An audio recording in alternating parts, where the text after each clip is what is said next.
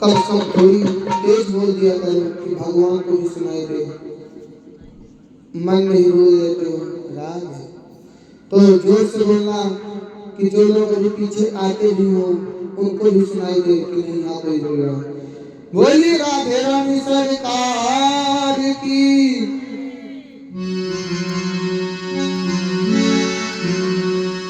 ऐसा तवानुजा बाला कृपणया मुत्रिकोटना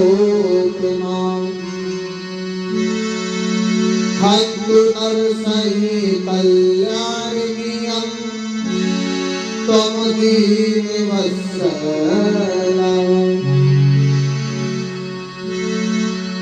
आप तो परीक्षित जी कहते हैं आप तो दयालु हो महाराज, कुछ तो इस बेचारी पर दया करो। देखो तुम्हारे क्रोध को देखकर कितनी कातर हो रही है, कांप रही है। क्या अपराध किया है इस बेचारी ने? कंस ने कहा वह तो सब ठीक है, वसुदेव पर मेरे काल को जन्म देगी। देवी माता को कहते हैं कंस जी उसका मैं क्या करूं? वसुदेव जी ने कहा मृत्यु प्राणी की वह सगी बहन है, जीव जन्म लेता है तो साथ ही मृत्यु का जन्म भी होता है। सब कहा कैसे मरना है, सब सुनिश्चित है महाराज। मृत्यु जन्म वीर दहेन सहे जायते आज्ञवाद्य शांतते वा मृत्युए प्राणिनं ध्रुवे। महाराज प्रत्येक प्राणी की मृत्यु अटल है, इसे कोई टाल नहीं सकता है। बैतों ने प्रयत्न किया पर कोई टाल नहीं सका। अतः आप अपनी बहन की मृत्यु का कलंक ना लीजिए। कंस ने कहा ये सब बकवास मुझे पसंद नहीं। वसुदेव जी ने अब विवेक से काम लिया कि कुछ करना पड़ेगा और इस समय जितना हो सके काल को टालने का प्रयत्न करो। तुरंत बोले अच्छा ठीक है, तुम्हें यदि देव जी के पुत्रों से भय लग रहा है तो मैं वासुदेव आपको वचन देता हूँ। पुत्राणि संप्रयासिदेस्य यशस्ते भयमुतिथ्यम। देवी के समस्त पुत्र मैं तुम्हें सौंप दूंगा। तुम्हें पुत्रों से भय है तो तुम्हें जो दिखावे सो करना। कंस को ये बात कुछ समझ में आ गई। मेरी बहन है, विवाह वेला में सभी लोगों के बीच मारना उचित नहीं होगा। चलो ठीक है, वसुदेव तुम्हारा वचन है तो मैं भी छोड़ रहा हूँ, पर जितने भी बालक हो मुझे सौंपने होंगे। वसुदेव जी कहते हैं कंस से कि जितने भी बालक होंगे हम आपको सौंप देंगे।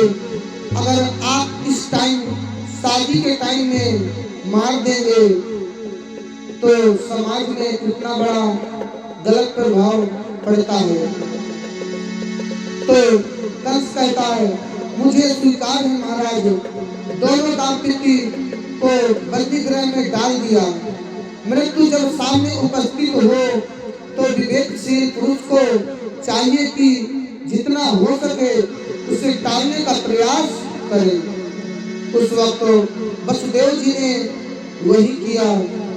अरे 8 बच्चे होंगे तब होंगे भी कि नहीं होंगे। हो भी गए तो 8 बच्चों के होने तक ये जिंदा रहेगा भी कि नहीं रहेगा। सब से कहते हैं वसुदेव जी भविष्य के गर्त में तो वर्तमान मृत्यु को तो टालो। इसलिए वसुदेव जी ने विवेक पूर्वक कंस को समझाकर उस समय देवी की मृत्यु को टाल दिया। विवेक से काम लेकर बंदी गृह स्वीकार कर लिया। कालांतर में वसुदेव जी की यहाँ कीर्तिमान नामक प्रथम पुत्र हुआ। जो पहला पुत्र हुआ था कीर्तिमान उसका नाम था, जिसे लाकर वसुदेव जी ने अपने हाथों से कंस को दे दिया। जब कंस को वसुदेव जी ने दे दिया तो कंस भगवान बहुत ही खुश हुए। कंस खुश हो गया, भाई तुम वचन के धनी हो। कंस कहता है वसुदेव जी से कि आप तो बात के बहुत ही धनी हो। धनी किसे कहते हैं कि जैसे मैंने कह दिया या आप लोगों ने कह दिया कि मैं कल जरूर आऊंगा, और वो अगर आ गया तो कहते हैं कि ये बात का बहुत धनी है। अगर नहीं आया तो लोग कहते हैं कि ये बात लफंगड़ बांध देता है। वसुदेव जी इसे वापिस ले जाओ। कंस को दिया, लेकिन कंस बोल रहा है कि इसे तुम वापिस ले जाओ। प्रतिमातु कुमार इससे मुझे कोई डर नहीं है, इसलिए इसे वापिस ले जा सकते हो। कंस कहता है कि इसे देखकर मुझे तो बिल्कुल डर ही नहीं लगता है, इसे तुम वापस ले जाओ। वसुदेव जी वापिस लौटे ही थे कि नारद जी पहुंच गए और कमल का पुष्प दिखाकर बोले राजन जरा बताइए इसमें 8वीं पखंडी कौन सी है?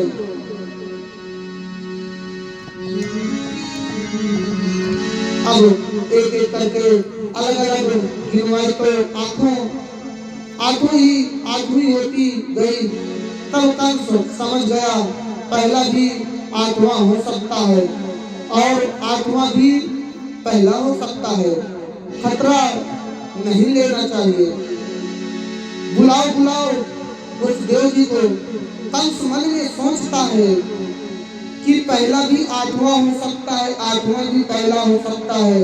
तो कंस ने फिर महाराज वसुदेव जी को वापिस बुलाया और क्या कहता है मूर्ख और शंख दूसरों के फूलने से ही बजते हैं। बात तो सही है। एक क्षण में वसुदेव जी को दोबारा बुला लिया और बालक का पैर पकड़कर घुमाकर पटक दिया। इसी प्रकार से कंस के हाथों देवी के 6 पुत्रों की हत्या हो गई। अब सस्तम गर्भ में रात में होगा।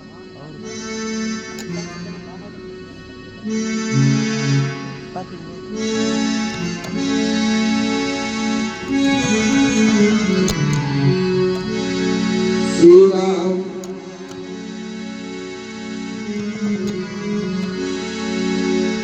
उस समरिया ले चल पल्ली